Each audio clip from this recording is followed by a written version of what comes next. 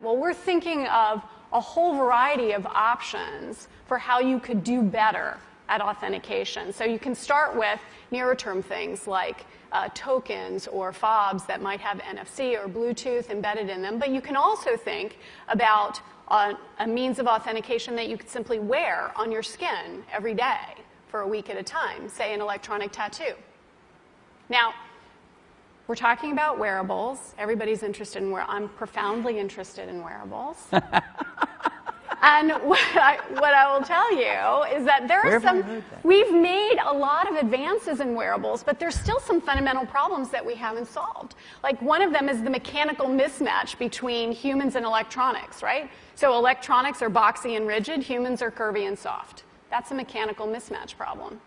Well, a researcher at the University of Illinois, his name is Dr. Rogers, what he discovered is that he could use standard CMOS techniques to make islands of high-performance silicon connected by accordion-like structures that would allow it to stretch up to 200% and still be performing. And what he did is he founded a company, and they started making electronic tattoos. So I'm wearing one here on my arm. Do we have a camera to get a... This is a developmental system made by MC10, and it has an antenna and some sensors embedded in it. And what we plan to do is work with them to advance a tattoo that could be used for authentication. Now, it may be true that 10 to 20-year-olds don't want to wear a watch on their wrist, but you can be sure that they'll be far more interested in wearing an electronic tattoo, if only to piss off their parents.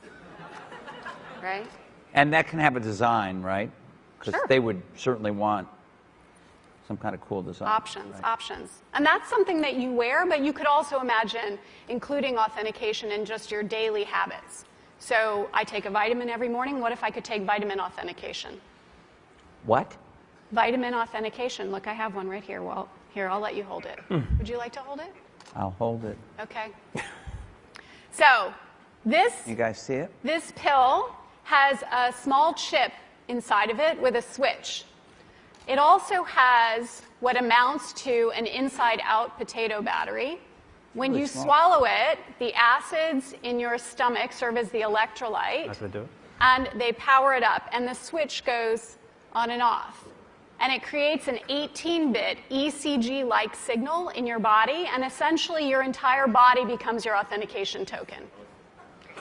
Yes, this is true. Okay? Okay, but... Okay, so wait. So it's really true. So what this means is that becomes my first superpower. I really want this superpower. It means that my arms are like wires, my hands are like alligator clips. When I touch my phone, my computer, my door, my car, I'm authenticated in. First superpower. Like, I want that. So we're not shipping that right away. Yeah, no.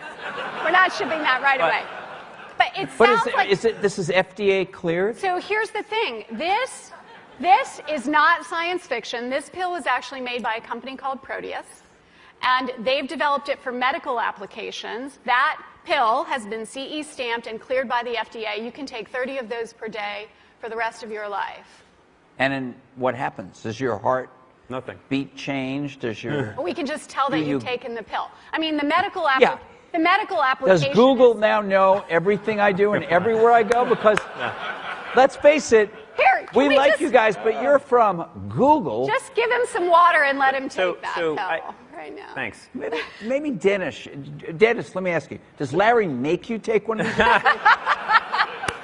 It's optional. So we optional. So we actually have demoed this working and authenticating a phone. Yeah.